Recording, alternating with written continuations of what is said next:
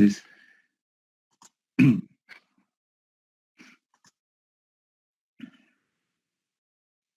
acá vamos a ponerle este color para que se distinga bien. Y vamos a decir que sea más azulcita. Ya, listo. Entonces, fíjense que si yo, por ejemplo, entro a cualquier otra curva, pues, ¿no? En ese caso he entrado a la curva 60, ahora voy a entrar a esta otra. Ya, ahora sí.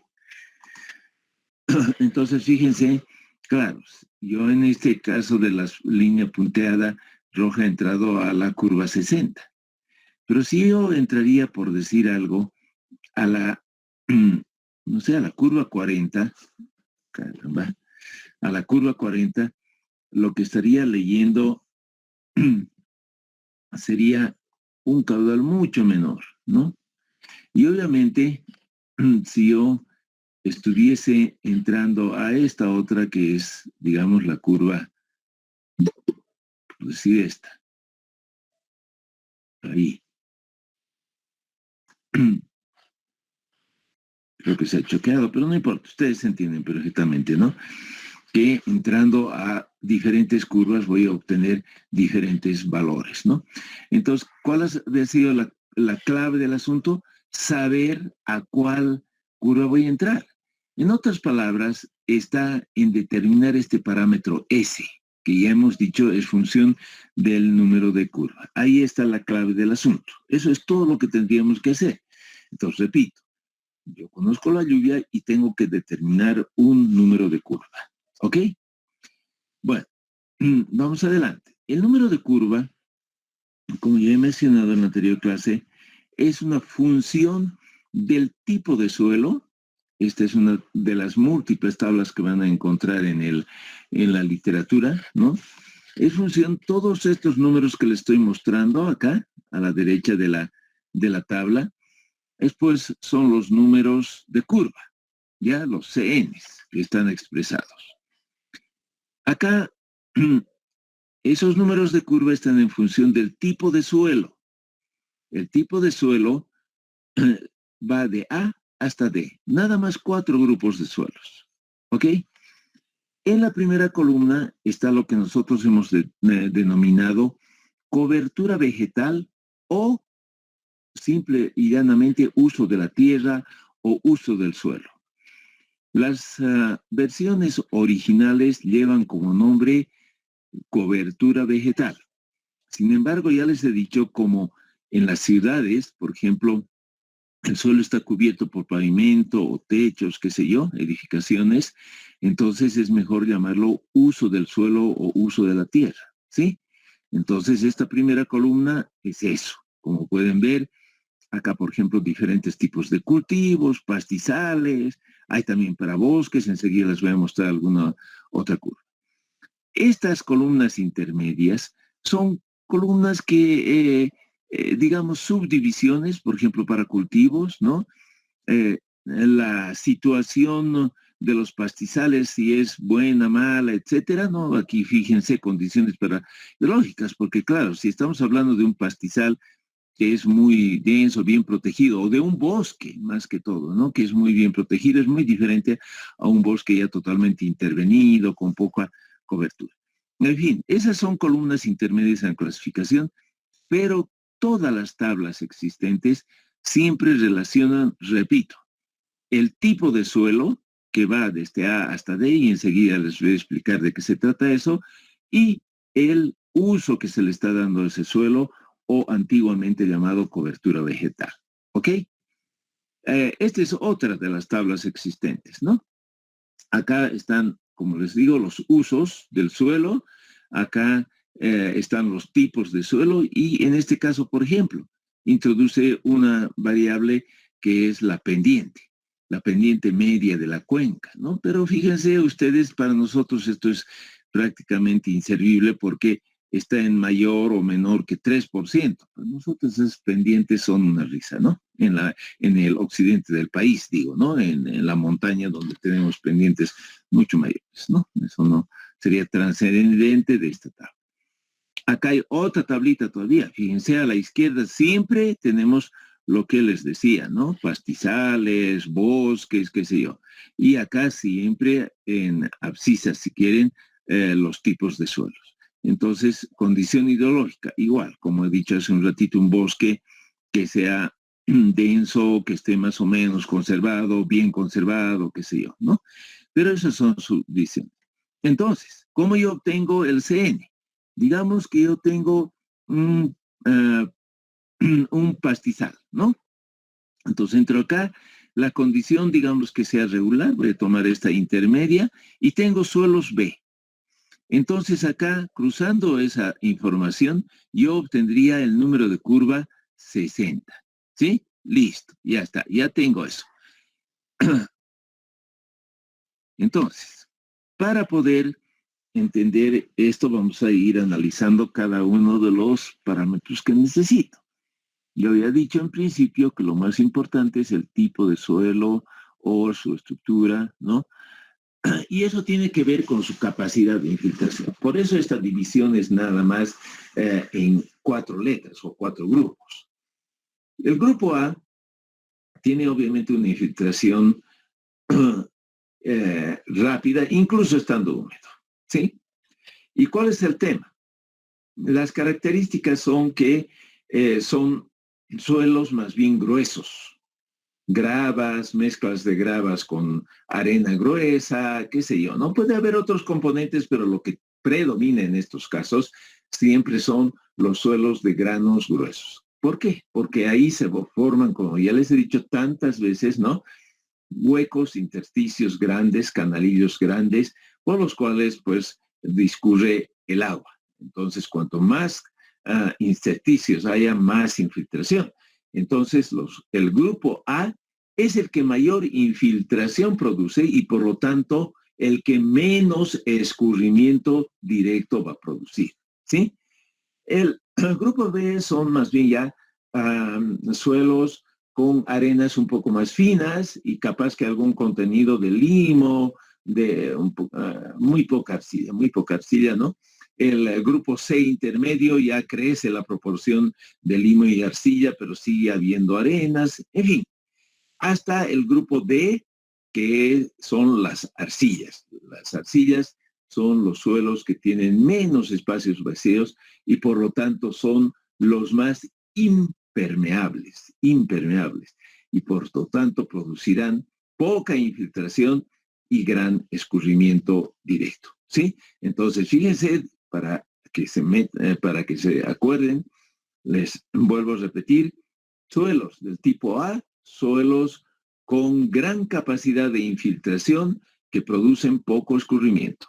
Suelos del tipo D son suelos con poca capacidad de infiltración y pues producen mucho más escurrimiento directo. Entonces, este tipo de clasificación no es, bueno, es muy sencilla hacerla, obviamente. El problema es que en los países no hay clasificaciones según estos 4 grupos. Les voy a mostrar en algún momento mapas de suelos que se producen en Bolivia, por ejemplo. Entonces, ahí la gracia está en transformar de esos mapas, que hay clasificaciones en muchos más grupos, obviamente, a esta clasificación que nos da el Soil Conservation Service en solo 4 grupos. Ese es un trabajo que requiere el concurso de edafólogos y además no cualquier edafólogo, sino edafólogos que conozcan muy bien las condiciones locales de las cuencas en que trabajamos, ¿no? Bueno, eso es en cuanto al tipo de suelo. Entonces, lo dicho antes, ¿no? Con tipo de suelo, digamos en esta, que está más sencillita, yo entro por abscisas, si quieren, como he dicho antes, grupo C o lo que quieran. Si es C y tengo pastizaje, pero en una condición mala, será una curva 85, ¿ok? Entonces, yo, claro, aquí en mi gráfico tengo la lluvia, que sí, ese es dato, ¿no? Se acordarán que al comienzo de la explicación de este método hemos dicho, la situación es que solo conozco la lluvia del evento que estoy analizando, de la tormenta que estoy analizando, y las características morfológicas de la cuenca, ¿no? Ya no conocía, no tenía medido ni yeteogramas, ni hidrogramas, nada. Esa era la condición, ¿no? Entonces sí, pero tengo lluvia, entro, digamos, a cualquier curva y obtendré eso, ¿sí? El valor de escurrimiento directo. Listo. ¿Cuál es el tema? Yo les había dicho ya en muchas ocasiones que, y al comienzo del capítulo también, que un mismo suelo, se acordarán que les he hablado de los suelos francos, un mismo suelo puede tener muy distintas capacidades de infiltración dependiendo del grado de saturación que tenga. Es decir, hemos dicho que un mismo suelo, que puede ser de tipo A, B, C, lo que sea, ¿no? Un mismo suelo, si está seco, totalmente seco, va a tener mayor capacidad de tomar agua, de infiltrar, ¿no? Que un suelo que ya está semihúmedo o saturado, ¿sí? En esos casos ya requiere menos agua o simplemente ya no quiere tomar más agua. Saturado quiere decir lleno de agua, ya hemos dicho, ¿no? Entonces ya no quiero más agua. Deje que escurra, pues, ¿no? Esa es la cosa. Entonces, para esa situación de humedad la llamamos humedad antecedente del suelo. Y se acordarán que entre las características que definen la infiltración habíamos dicho, ¿cuáles son las principales? Tipo de suelo, cobertura vegetal y humedad antecedente del suelo. Entonces, una vez que nosotros hemos determinado el número de curva, ¿ya? Ese número de curva en las tablas está definido para un estado de humedad antecedente normal, ¿ya? ¿Y qué significa eso? Eso significa que debemos determinar de forma previa el estado de humedad antecedente. Los criterios son los que están viendo ahí en la lámina, ¿no? Yo lo que voy a hacer es controlar cuánto ha llovido de forma acumulada, lluvia acumulada, ¿no? En los 5 últimos días, antes del evento que estoy analizando. ¿Hoy día qué es? Hoy día es 19 de octubre. Entonces analizaré del 18, del 17, del 16, del 15 y del 14, ¿sí? Sumo lo que ha llovido en esos 5 días. Si esa lluvia es menor que 2.5 centímetros, es decir, 25 milímetros, entonces yo voy a decir el estado de este suelo es el estado 1 o estado seco, ¿ya? Si está entre 25 y 50 milímetros, ¿ya? Entonces eso es estado normal o estado 2. Y si está por encima de esto, y la verdad que no sé por qué no está acá, capaz que lo ponemos.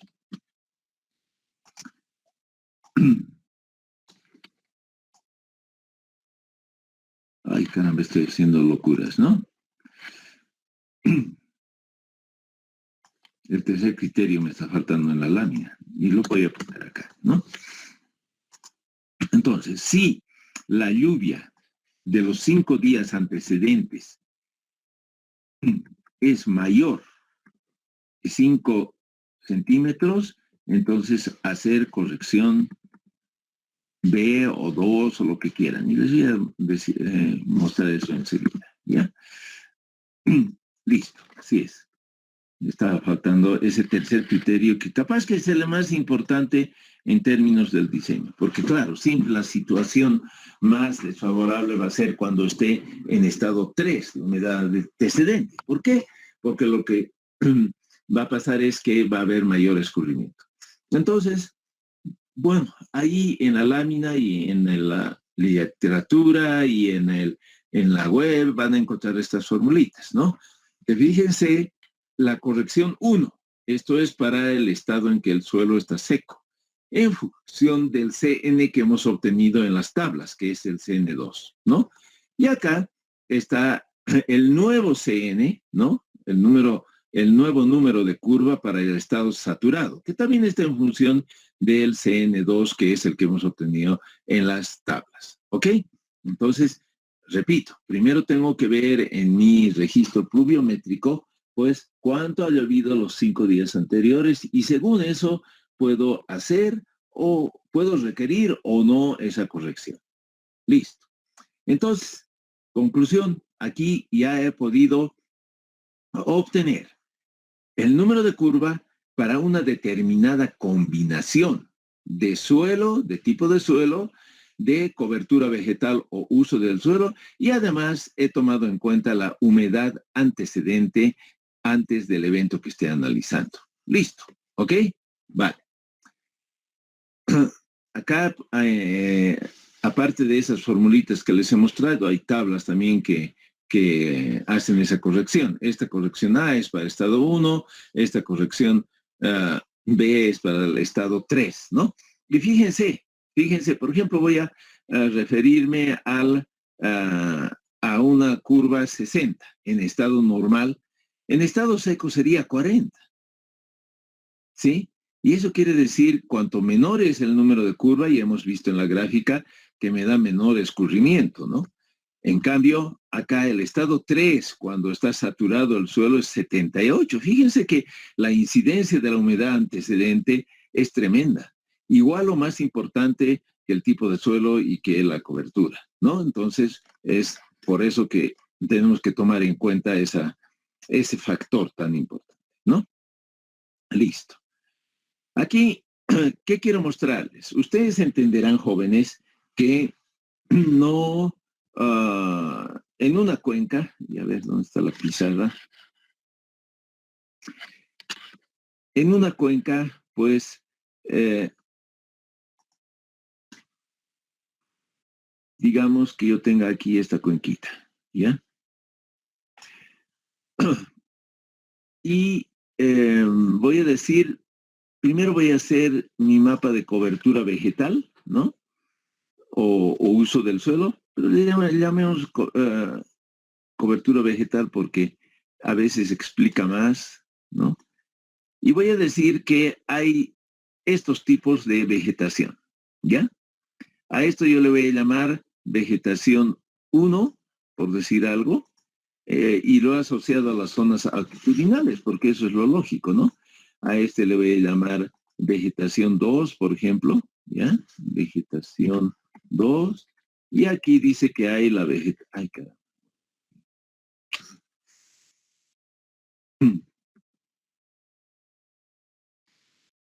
Ya, listo. Y aquí voy a poner la vegetación 3. ¿Listo? Ya. Así que sea. No importa que es mayúscula o minúscula. Bueno, por otra parte, yo voy a decir, tengo un mapa de suelos. Y por favor me van a creer, ya, que esto que voy a dibujar aquí es exactamente la misma cuenquita. Ya seguro que me va a salir bastante diferente, pero no importa. Es la misma cuenca, ¿ya? Yo voy a decir, tengo el mapa de suelos. Y voy a poner acá, a ver, con azulito le pondremos, y le voy a poner una línea así. Y para que sea distinga lo totalmente irreal lo que voy a pintar, pero solo para que se den cuenta. Yo tengo este mapa de suelos, ¿ok? Así digamos, ¿ya? En que este suelo, le voy a decir que sea el suelo B. Ya, aquí hay suelo B. Aquí hay suelo A, ¿ok? Aquí voy a decir que haya suelo C. Y aquí voy a decir que haya suelo D, ¿ok? Así. Entonces, ahí está. Listo. Entonces, tengo un mapa con diferentes coberturas vegetales o usos del suelo y un mapa con diferentes tipos de suelo. Entonces, yo voy a hacer lo que se denomina el mapa de complejo hidrológico. Es la misma cuenca, siempre, por favor, no se olviden. ¿Qué voy a hacer ahora? Yo voy a copiarme este mapita. Digamos que aquí estaba el B1, aquí más o menos, ya. Por favor, créanme que es lo mismito, ¿ya? Y voy a hacer esto que he hecho acá, voy a copiar también. Entonces, digamos que esta sea esta línea, que por aquí viene esta otra, aquí habíamos puesto otra. ¿Qué ha pasado? Fíjense, acá de la superposición de estos dos mapas se forman combinaciones, ¿no? Aquí pequeños polígonos. Cada uno de estos polígonos tiene una combinación cobertura vegetal, suelo. Suelo, cobertura vegetal, ¿cierto? Entonces, en cada uno de estos pequeños polígonos va a haber un número de curva diferente, ¿cierto? Un número de curva diferente. Aquí puede ser, digamos, como está el suelo D, pueden ser números altos, 70, 80, no sé qué. Aquí está el suelo A, digamos acá, y hay buena cobertura, entonces van a ser del orden de 40, no sé qué. Pero cada uno de estos poligonitos que se han formado tiene un valor diferente de CN. Entonces, voy a escribir acá. Ay, fui chica. Para que nos acordemos. Para cada combinación de tipo de suelo, que le hemos llamado, o más bien, sí, tipo de suelo y más una, caramba, tipo de suelo y una vegetación, le hemos llamado, y entonces, ¿qué tengo? Tengo un CN de I, ¿cierto? ¿Está claro? Entonces, para cada una de estas combinaciones tengo un CNI diferente. Ahora bien, si yo requiero tener un valor ponderado, un CN ponderado o medio, si quieren, ¿no? Para toda la cuenca, ¿qué voy a hacer? Voy a hacer lo siguiente. Acá voy a poner sum para no estar buscando el símbolo de sumatoria de todo esto. En el numerador, ¿qué voy a poner? Voy a poner el producto de cada CNI, ¿no? Y ese CNI lo voy a ponderar por el área de donde es representativo. Por ejemplo, acá, a ver, voy a escribir para no salirme del texto y luego voy a volver, ¿ya? Entonces acá, dividido la sumatoria de las AIs. Aquí me faltó una I, que la voy a poner, ya, listo. De las AIs y listo. Eso es, listo. Entonces, ¿qué estoy diciendo? Por ejemplo, acá, este polígono, ¿no? Este polígono que tiene seguramente suelo D y vegetación 3, ¿no? A este le voy a dar un CN que le estoy llamando I. Pero claro, es representativo en un área I, que es todo esto, que sería todo este polígono grandote. En cambio, esta combinación que sería de la vegetación 1 y el tipo de suelo C, que es lo que estoy marcando ahorita con el cursor, tendría otro valor de CNI, ¿cierto? Que es solo válido en esta pequeña área. Entonces, como hemos hecho, por ejemplo, en los métodos de precipitación media, acá el valor específico de CN es, digamos, tan importante como el tamaño del área donde es válida esa combinación, pues, ¿no? Entonces, como he dicho antes, he borrado lo que había escrito, pero bueno, ustedes ya saben, es nada más una ponderación de tipo areal. Listo. Busco, me voy a volver aquí a la presentación, y eso es lo que les estoy mostrando en estas láminas, nada más que quería explicárselos antes. ¿Por qué? Fíjense, lo primero, siempre tengo una red hídrica, ¿no? Para definir cómo es el estudio, lo que tengo que interpretar. Pero acá lo importante es el mapa de vegetación o de uso del suelo. Fíjense, manchas totalmente raras, pues no, o sea, no tiene nada que ver con lo que yo he pintado para explicar. Igual acá. De esta superposición de este mapa y este mapa, da esto. Y en cada una de estas manchitas, que ahora ya están combinadas, hay que calcular el CN respectivo, ¿ya? Y ese es el CN en estado 2. ¿De acuerdo? Bueno, aquí hay un ejemplo, pero ahí entre el ingeniero Funes y el señor Espinosa, pues les harán más de un ejemplo, ¿no? Eso es muy sencillo. Bueno, entonces, jóvenes, vuelvo, quiero ir siempre a lo conceptual y voy a volver aquí a lo más general. ¿Qué hemos hecho? Lo único que hemos hecho es determinar esta. Voy a mover esto. Listo. Determinar la lluvia efectiva o escurrimiento directo a partir de la lluvia y un número de curva que, repito, depende del tipo de suelo, de la cobertura vegetal y de la humedad antecedente del suelo. Listo. Eso es todo lo que hemos hecho. ¿Por qué he insistido tanto en este método, jóvenes? Este es el método que más se utiliza en la práctica. ¿Por qué? Porque normalmente no se cuenta con información sistematizada y simultánea de precipitación y escurrimiento, que nos permitiría utilizar, por ejemplo, el método del índice Phi.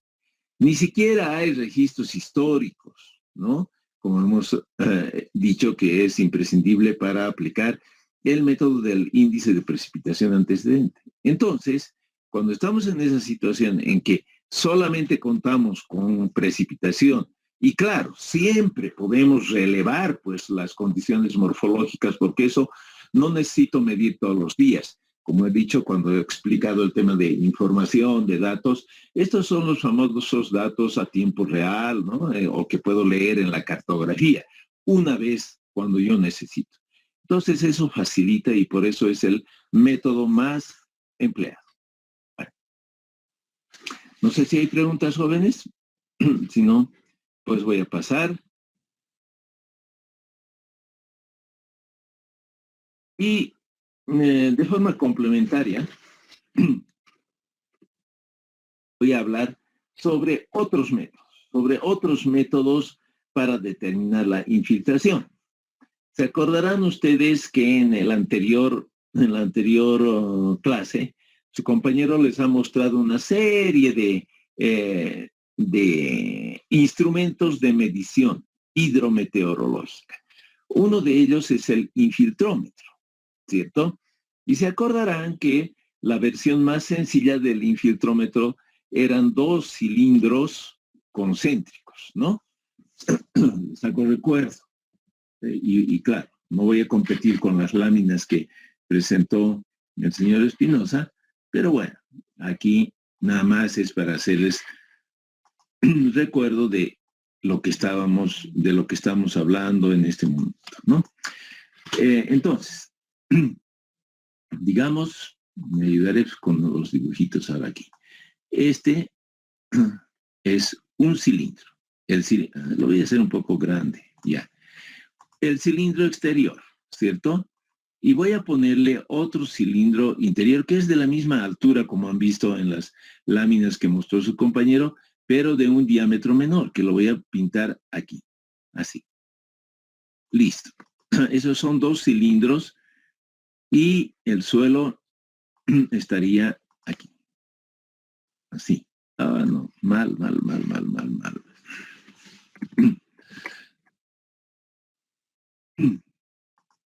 Ya, entonces el suelo, digamos que es este. Por lo tanto, los cilindros están hincados dentro del suelo, ¿ya? El proceso es el siguiente. Yo lo primero que hago en estos cilindros, ¿ya? Es echar agüita en el cilindro exterior, aquí, ¿ya? Digamos hasta ahí. Ahí no tengo necesidad de estar midiendo nada. Entonces dejo que se infiltre, ¿ok? Y esto se va a infiltrar así. Cuando el agua del cilindro exterior se ha agotado, entonces yo recién le pongo agüita aquí dentro.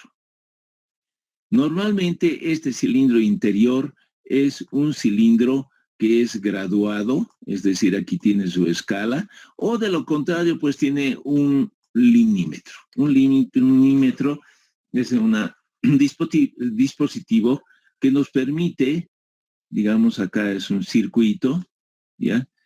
Aquí hay un registrador que lo voy a poner con su foquito rojito. Ah, no está queriendo hacer. Ahora sí. Que nos indica, obviamente, cuando se cierra el circuito, ¿ya? Entonces, a medida que el agua va descendiendo, yo o leo en esta escala o leo en mi registrador cuál es el nivel. Claro, como esto tiene una determinada sección, a ver, en planta, estaríamos viendo, digamos, el más grande que sea este, ¿ya? Y el más pequeño que sea este otro. Ah, caramba.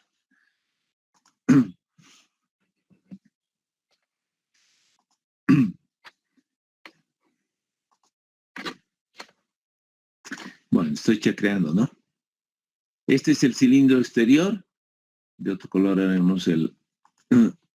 No, caramba, no puedo salirme de la aplicación. Ya, a ver ahora. A ver si ahora me sale. Este es el cilindro exterior, digamos, ¿no?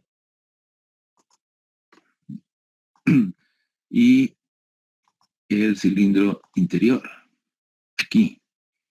Así con otro colorcito. Voy a mover para que estén concéntricos, digamos ahí. Listo.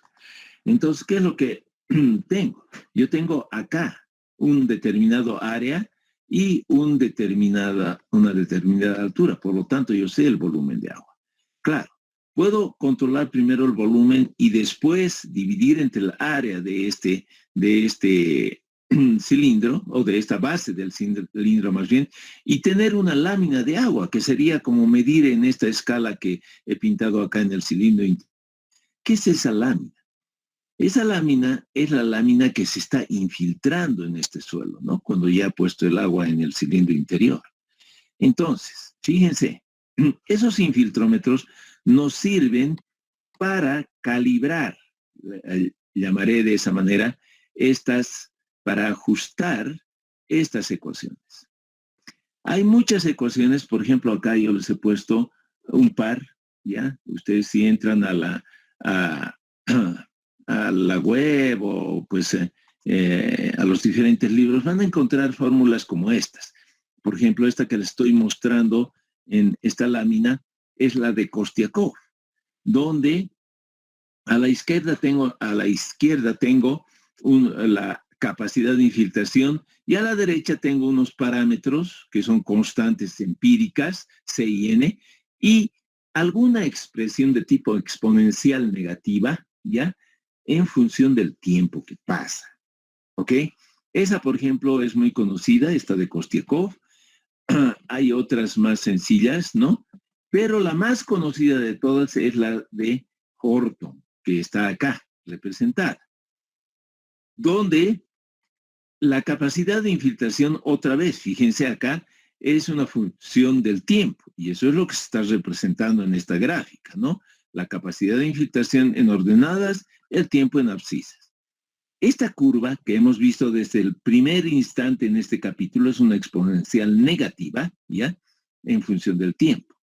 Parámetros para esta ecuación. La infiltración, si quieren, final o asintótica, que sería esta. Esta exponencial normalmente no llega a 0,0, sino que llega a un valor muy cercano a 0, pero que prácticamente se vuelve asintótica. Eso es FC. Y el F sub 0 es la infiltración máxima que tenemos en el T, al inicio, digamos, del proceso de medición de la infiltración. ¿Ok? Entonces, esta ecuación, como pueden ver, y la de Kostiakov también, tienen estos coeficientes. ¿Cómo yo puedo determinar los coeficientes? Puedo determinar siempre mediante procesos de regresión. ¿Qué necesito para poder hacer una regresión? Necesito tener pares de valores. ¿Pares de valores de qué? En este caso, pues de la infiltración y del tiempo. Eso es lo que se hace con el infiltrómetro. Eso es lo que se hace con el infiltrómetro, ¿no? Acá, ¿yo qué voy a controlar? Voy a controlar qué lámina de agua,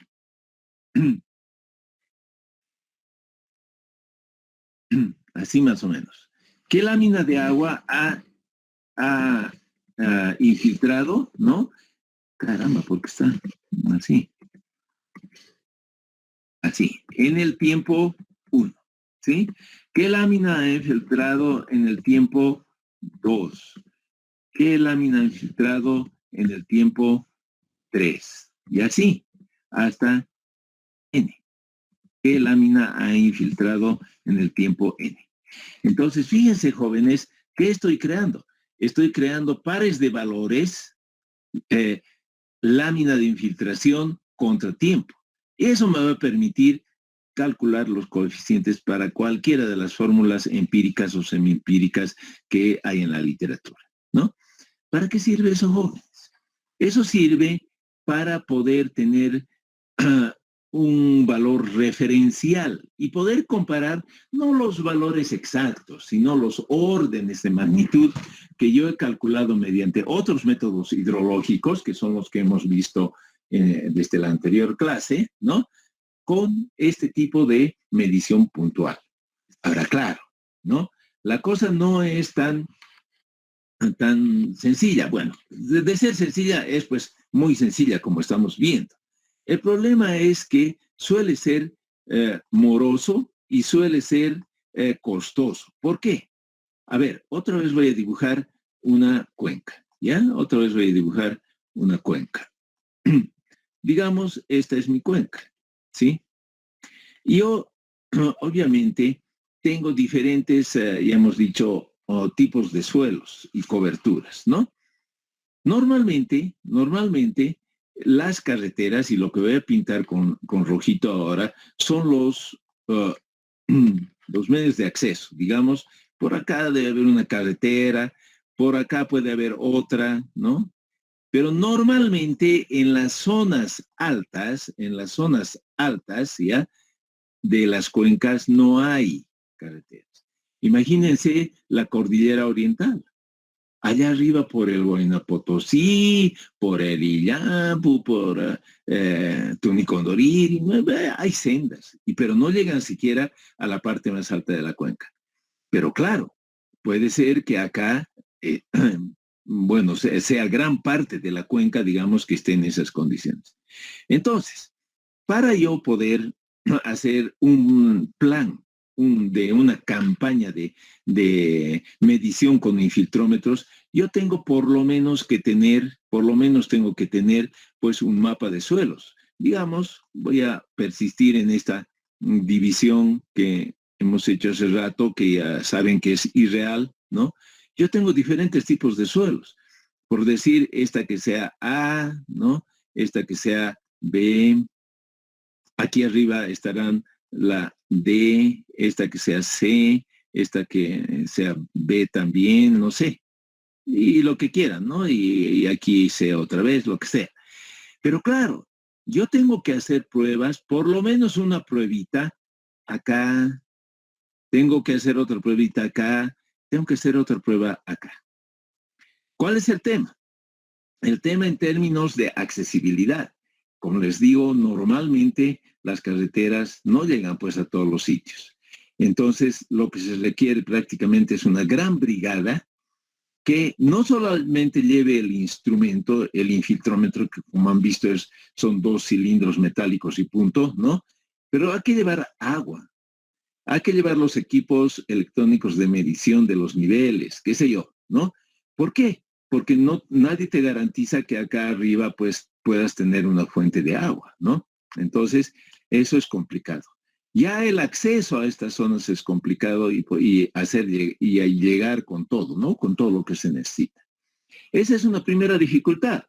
Una segunda dificultad, aparte del acceso, es lo que estamos viendo acá en las gráficas, ¿no? En las gráficas, por ejemplo, esta. ¿Qué es lo que sucede? Al comienzo, el agua penetra rápidamente, como están viendo acá en la curva, ¿no? Pero después va disminuyendo la velocidad de infiltración y por lo tanto los tiempos son más largos. Por lo tanto, esto puede durar muchas horas, fácilmente 8 horas, fácilmente. Entonces, claro, eso les va a costar una medición un día entero, con sus desplazamientos y con todo lo que acabo de decirles. Entonces, muchachos, no había sido difícil, pero había sido moroso y por lo tanto costoso, ¿no? Entonces, este tipo de emprendimientos, además, como he dicho, no se hace pues un ensayo en toda una cuenca, se hacen muchos ensayos en una cuenca que estamos analizando. Pero cuanto más ensayos hagamos, vamos a tener una mayor representatividad, vamos a tener un valor ponderado en que podamos comparar con los otros métodos que hemos dicho, ¿no? Bien, eso es. Como he mencionado hace un momento, para todo, hay pues recomendaciones para estos parámetros, ¿no? En la literatura, pero ya les he dicho N veces jóvenes, ¿no? Esas recomendaciones son valores referenciales. Si uno quiere tener un cálculo de calidad, tiene que hacer el ensayo en la cuenca que está analizando por uno mismo. Para eso son esos infiltrómetros, ¿no? Y como hemos visto antes, hay otro tipo de instrumentos ahora, hoy en día, electrónicos, mucho más sofisticados que esos dos simples cilindros. Pero igual tienes que desplazarte a los sitios que quieres hacer en los ensayos, ¿no? Entonces, eso. Aquí todavía está la formulita de Kortekov, está la formulita de Philippe, que igual tiene sus parámetros. O sea, todo funciona igual. Siempre llegamos a la situación de que todas las relaciones que se ven en la literatura necesitan parámetros que deben, o constantes o coeficientes, ¿no? Que debemos determinar en campo. Y listo. Creo que ese es lo último, sí. Justo, mire, ahí está midiendo, está haciendo un ensayo de infiltración, pues, ¿no? Bueno, entonces, no sé si hay preguntas jóvenes al respecto.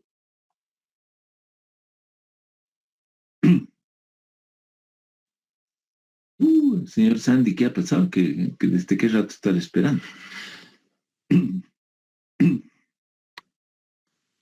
Bueno, si no hay preguntas, pues damos por concluido ese capítulo y dado que tenemos todavía un buen ratito, voy a aprovechar para adelantar las cosas. Siempre es mejor ir por delante que retrasado.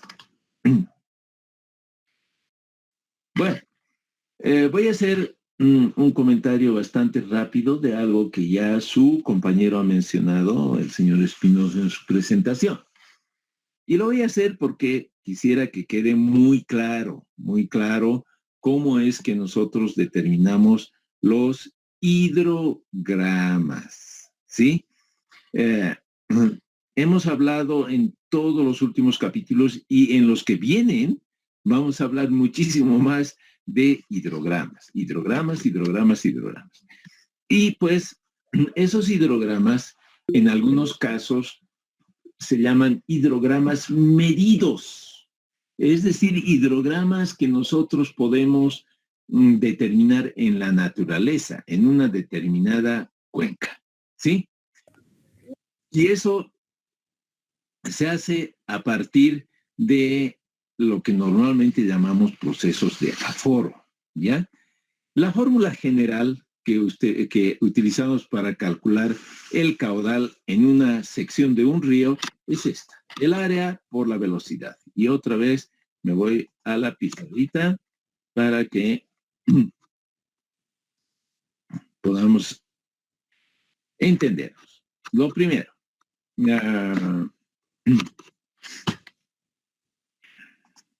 nuestra cuenca, vamos a ser un poquito más gruesa, así. Digamos, esta es la cuenca. Aquí, así. Y aquí estará su red hídrica. Digamos, su curso principal, aquí y no sé qué. ¿Dónde es que nosotros medimos? Nosotros medimos aquí. Esto que estoy pintando a la salida sería esta sección, por ejemplo. Así, digamos, este es nuestro cauce, donde el nivel de las aguas, digamos, que esté por acá, así, ¿ya? Bueno, es horizontal, ¿no? Son tembladeras del pulso nomás, ¿no? Entonces, por acá está circulando un caudal, ¿sí? Está circulando un caudal que decimos es proporcional a la velocidad del agua, a la velocidad de agua por el área hidráulica. El área hidráulica, no de la cuenca, olvídense de la cuenca ahora. Estoy yo hablando de simple y llanamente este área, ¿no? A ver, a ver. A ver. Todo esto, ¿no? Todo este área que estoy pintando con rojito, a eso me refiero. Este es el área hidráulica al que me refiero. ¿Sí? Entonces, dos condiciones. Esta velocidad tiene que ser representativa de toda la sección transversal. ¿Sí? Y el área, pues, debe estar determinada en un punto del río. Este caudal solamente, y ese área, ¿no? Es solamente válido para esa sección. ¿Ok? Bueno, dicho eso, aclarado eso que ustedes ya lo conocen, pues, de sus cursos de hidráulica, o incluso antes del colegio, ¿no? Esa es la ecuación fundamental que utilizamos. Bueno, hay muchos métodos, pero ocurre que nosotros no determinamos los caudales y por lo tanto no dibujamos directamente el hidrograma, ¿sí? Lo que se mide en las estaciones son los niveles de agua,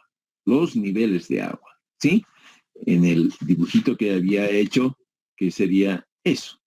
Acá yo no estoy midiendo todos los días los caudales, porque no es sencillo. Lo que hago es, por ejemplo, ¿no? Poner una regla aquí. Aquí, esto que estoy dibujando es una regla. Es una regla graduada y aquí, a partir de un cero, pues voy viendo cuánta altura de agua, cuánto tirante de agua tengo en este canal natural, que es el río, ¿no? Teniendo esa altura de agua, yo puedo conocer el caudal. Pero para eso, jóvenes, y eso es lo que les estoy mostrando en esta lámina, ¿no? Necesito una curva de calibración. Entonces, fíjense, así como hay los limímetros, que son esas reglas que les he mostrado, hay también los limígrafos, como ya nos ha hablado el señor Espinosa, que registran el nivel de las aguas en el río en función del tiempo, ¿sí? Entonces, eso se llama limnigrama. Limnigrama, que es lo que está acá. Y aquí claramente dice tirante de agua H en función del tiempo. Entonces, yo tengo esa línea. Para convertir esto a un hidrograma, que es Q en función del tiempo, caudal en función del tiempo, yo necesito esta curva de calibración que me relaciona justamente la lámina de agua en el río, en esa sección del río, ¿ya? Y el caudal que está escurriendo en ese momento. ¿Está claro? Bueno, para yo poder, como normalmente ya les digo, vamos a contar con limnigramas y no con hidrogramas, necesito forzosamente esta curva o esta función, ¿ya? Y bueno, eso se determina en campo. Para eso están los procesos de aforo, ¿ok? Entonces, ¿qué es un aforo? Un aforo no es nada más que el proceso de medir el caudal que está circulando en un determinado momento, ¿ya? Y anotar para esa circunstancia el nivel de aguas en el río. Ahí, en esta lámina, he puesto muchas de las ecuaciones que se utilizan, ¿ya? En que, por ejemplo, acá esta primera es una ecuación cuadrática donde está el caudal a la izquierda y H siempre es el tirante de agua. Pero fíjense, aquí hay los coeficientes A, B y C. O esta otra, A, paréntesis, H menos H sub 0, el H sub 0 es el valor en el origen, ¿no? Elevado a N. Igual, parámetros, A, H sub 0, N. Entonces, este otro, ¿no? Q sub 0, A elevado a H menos A. Tengo que determinar Q sub 0 y tengo que determinar A y H sub 0, ¿no? Entonces, siempre hay estas ecuaciones en que tengo que determinar los coeficientes o los parámetros, ¿no? Entonces, ¿eso se hace con qué? Se hace con regresiones. Y para hacer regresiones, ¿qué necesito? Necesito pares de valores, en este caso, caudal tirante de agua en el río. Yo tengo que tener n pares de valores de esas dos variables. Y para eso, pues se hace, uy, qué ha pasado. Y para eso se hace los procesos de aforo. Algo ha pasado con mi presentación. Se ha desaparecido todo lo que hijo, bueno. Igual, les voy a ir contando cómo es el asunto. Hay diferentes métodos, ¿no? A ver, si me permiten un minuto, por favor. Es que esta no es la presentación que requiero.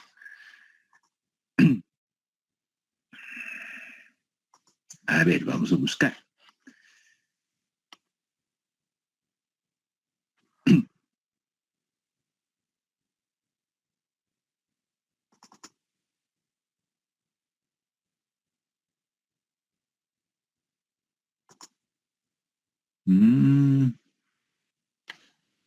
A ver, ¿dónde está?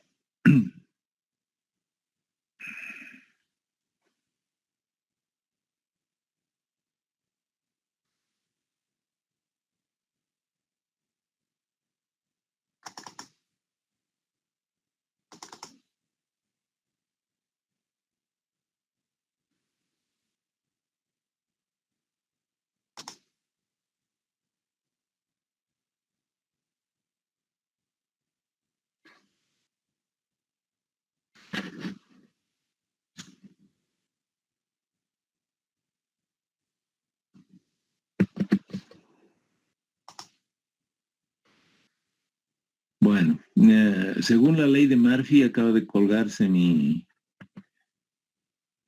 escritorio y estoy con problemitas. A ver. Voy a tratar de buscar de otra manera. Denme un segundo, por favor.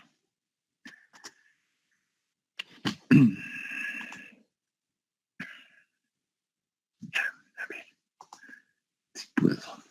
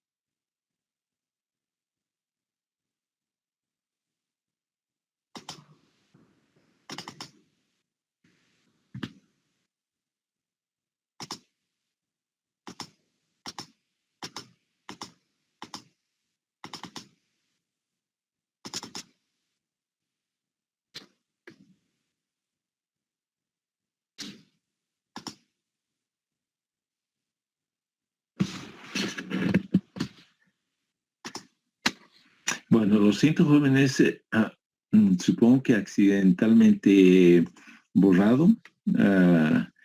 Tengo que volverla a construir o supongo que tengo también en el sistema de la universidad, pero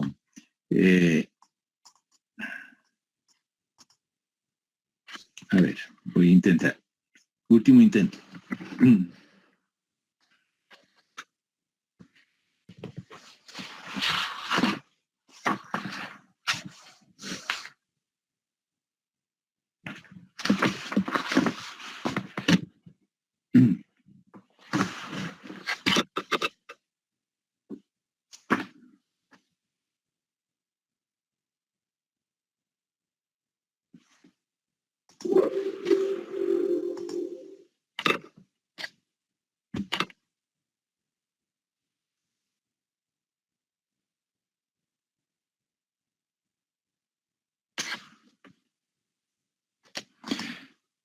Pues no, lo siento, no puedo recuperar el archivo. Voy a tener que contarles un poquito con dibujando, ¿no? Pero bueno, para la próxima clase, para la segunda parte, ya le tendré otra vez la presentación. A ver, voy a salir de todo esto. Creo que no estoy compartiendo, ¿no? Igual.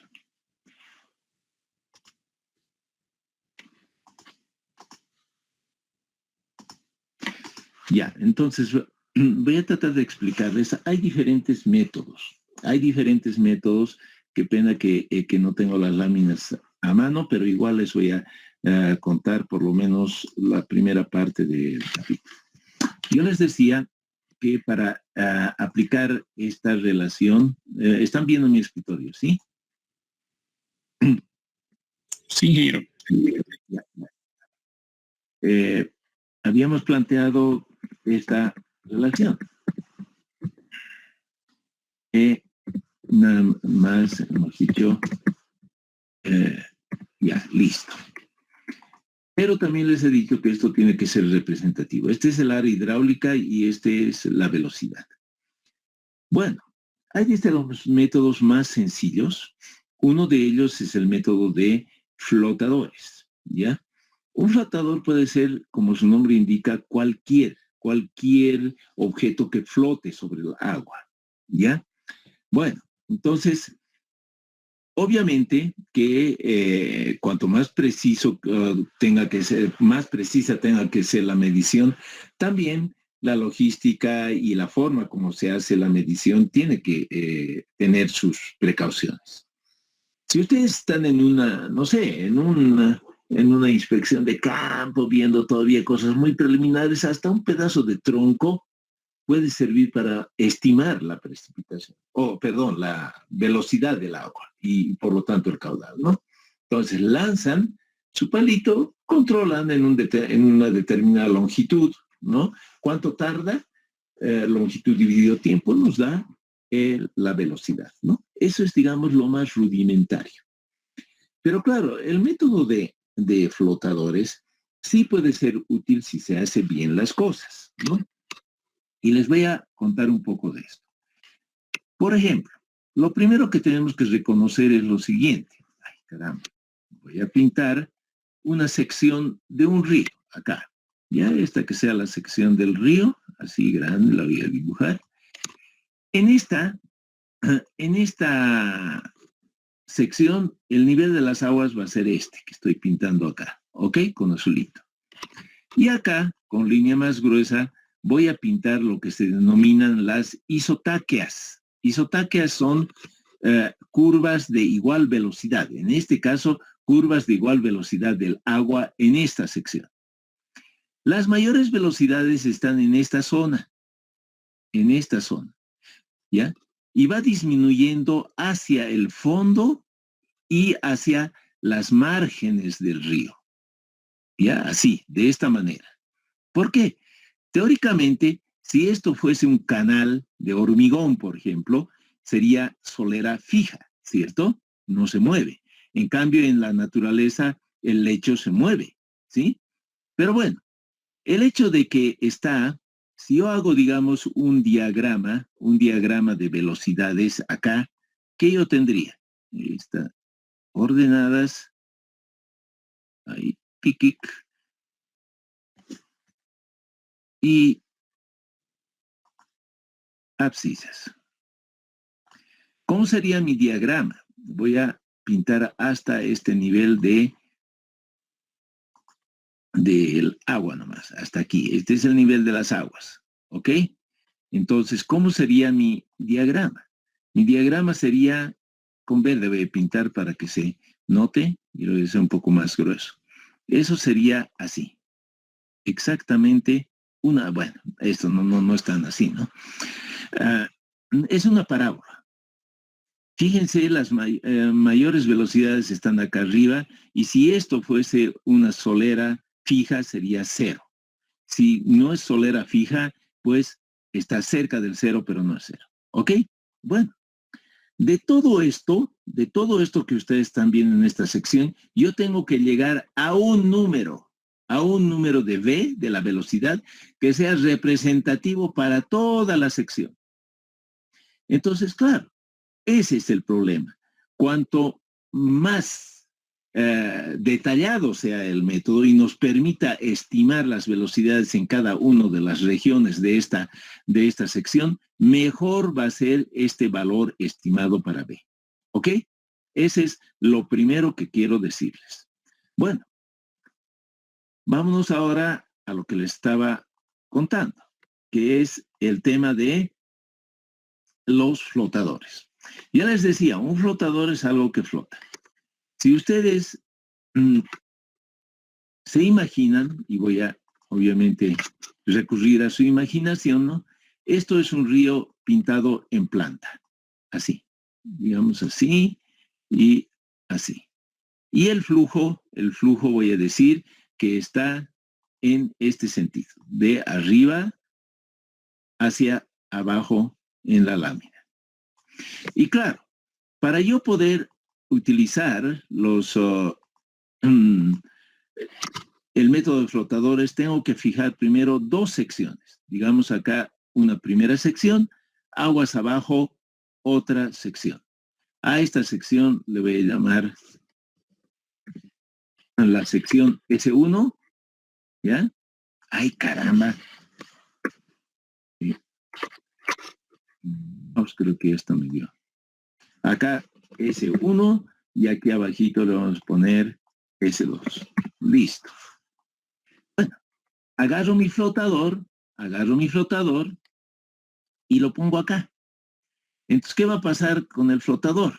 El flotador va a venir así, hasta esta sección. Entonces, claro, yo lo único que hago es controlar el tiempo que tarda en desplazarse desde S1 hasta S2 y la longitud correspondiente. Longitud dividido el tiempo es la velocidad, ¿cierto? Bueno, el problema es que ese flotador no va pues en línea recta, así más o menos como yo he pintado. Este flotador se puede ir así. ¿Por qué? Porque es un objeto liviano y pues con el viento se puede desplazar a uno y otro lado, ¿no? O ese flotador podría hacer esta trayectoria, así, ¿no? Se ha choqueado y y llega ahí. Entonces, claro, una de las cosas que hay que hacer es, no se puede uno fiar de una simple corrida. Corrida quiere decir un ensayo con un flotador, ¿ya? Se hace muchos ensayos, se lanza aquí, se ve, qué sé yo, va por acá, otro por aquí, no sé qué, N ensayos. Bueno, además hay que controlar las trayectorias de una manera muy rigurosa. Por ejemplo, antiguamente se ponía acá un instrumento, un distanciómetro o una estación total y otra acá. Incluso en muchos casos una de control, porque es un tema un poco sensible, se podría poner acá. ¿Para qué? Voy a tomar esta, por ejemplo, esta rojita. Yo en cada momento tengo que ir determinando cuál es la posición exacta. Estas rayitas que estoy poniendo es la posición exacta en un determinado tiempo del flotador. Claro. Entonces ahí sí yo tengo una trayectoria real, una longitud real que ha recorrido el flotador. Esa longitud que digamos que sea L1, ¿no? La voy a dividir entre el tiempo 1 que ha tardado el flotador y yo voy a tener una velocidad 1, ¿cierto?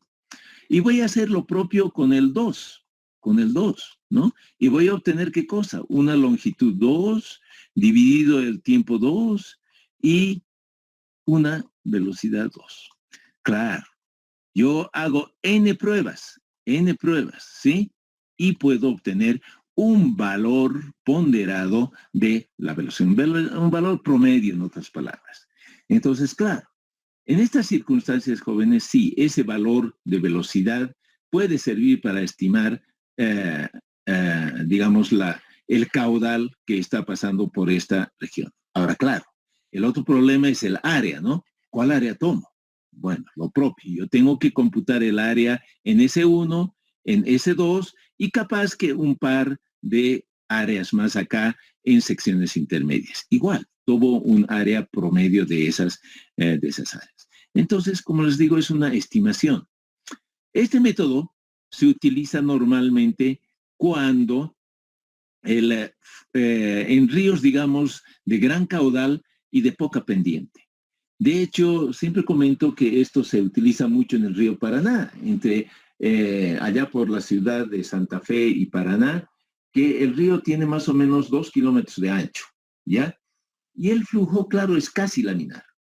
Ahí no hay grandes perturbaciones, nada, y pues hacen este tipo de ensayos, obviamente bastante ya tecnificados. De hecho, no utilizan pues unos flotadores, como les he dicho, que una bolita o algo liviano que esté flotando, ¿no? Lo que se tiene son flotadores realmente diseñados para esas circunstancias. De hecho, los flotadores son objetos que tienen evidentemente algo que sostiene, pero tienen además hoy en día una barra telescópica. Telescópica quiere decir que se puede graduar, ¿no? Y acá una plaqueta. ¿Por qué? Porque esta plaqueta se puede colocar siempre a, ¿qué cosa? A 0,8 del tirante, 0,8 de H, ¿ya? ¿Por qué? Porque ese es el punto más representativo, como ustedes saben, por esa situación de que el diagrama de velocidades es una parábola, pues, ¿no? Entonces el 0h de h estaría acá. Esto sería 0,8 de h. Entonces, esta plaqueta se le pone ahí, graduando a esta barrita, ¿no? Porque el h, pues, obviamente es variable en todo curso, en el mismo curso, qué sé yo, ¿no? Y es una mejor medición. Lo otro es que hoy en día los flotadores tienen incorporado GPS. Entonces, la información de su posición es transmitida al satélite y del satélite a nuestra PC, donde nosotros podemos registrar en tiempo real cómo está progresando ese flotador. Entonces, claro, estas cosas que yo les he contado sobre la forma artesanal como se hacía antiguamente, hoy en día está mucho más tecnificado y se puede lograr valores bien más confiables. Pero bueno, esta es digamos, una opción. Nosotros podríamos utilizar allá en el norte del país, en el río Beni, en el río Mamoré, en el Madera, donde hay condiciones, digamos, cercanas a un flujo laminar. Cuando hay condiciones, digamos, de flujos turbulentos como en la montaña, no, pues este método no funciona y hay que buscar otros. Bueno, en fin, eso es lo que les puedo comentar acerca de la técnica de flotadores, ¿no?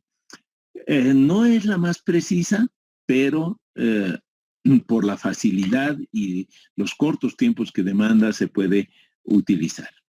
Bien, vamos a simplemente quisiera mencionar ya que que los otros métodos para la medición de los caudales y para la construcción de esta curva de calibración son el método con molinetes. Ya nos ha mostrado Ronnie en su presentación cómo es un molinete. En la próxima clase yo les voy a hacer recuerdo y les voy a indicar cómo se computa, cómo se puede calcular el caudal a través de esas mediciones. Bien, voy a dejar ahí la clase, jóvenes. En algunos casos ya he mandado sus notas, en pocos casos todavía. Hasta el final del día voy a completar de mandarles por correo y en el sistema estarán en esta noche las notas de el primer parcial. Los veo el día viernes, jóvenes. Que tengan una buena semana. No sé si hay alguna pregunta. Bueno, no habiendo entonces preguntas, hasta el día viernes, jóvenes. Hasta luego. El viernes, Ichero. Chao.